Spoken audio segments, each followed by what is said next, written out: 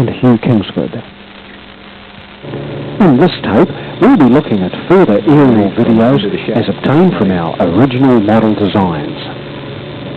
I should say a few words about before I do. Called Pterodactyl, this Rogallo-styled camera craft will be used as a test bed platform for this new video transmitting device. By coupling the transmitter's audio and video leads to an airborne camera, pictures can then be viewed instantly on a ground monitor screen.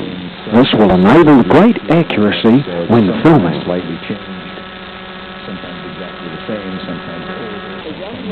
We'll also follow the planning and execution of an 8-kilometre coastal glider flight.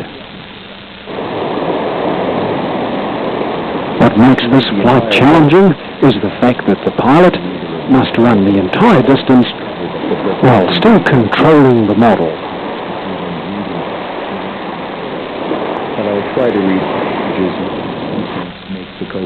The Phoenix is a proven twin-boom model that has logged many hours of filming and flying in New Zealand. On this outing, we're after some low-flying footage.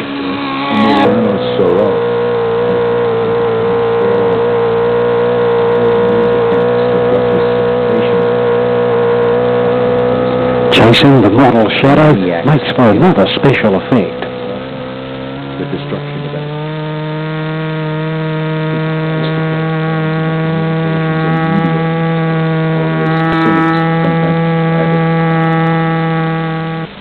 Situated just 2 hours drive south of Nelson is the Rainbow Ski Field at 6 Mile Creek. If the winds stay calm, we may be able to obtain some aerial effects from high in these mountains, part of the St Arnaud Range. Access is by way of a near precipitous mountain road, usually well coated in snow.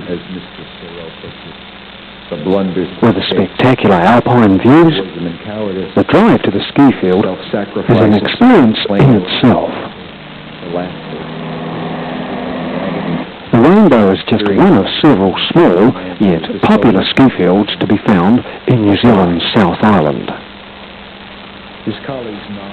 We've obviously come at a quiet time, judging by the small numbers here today.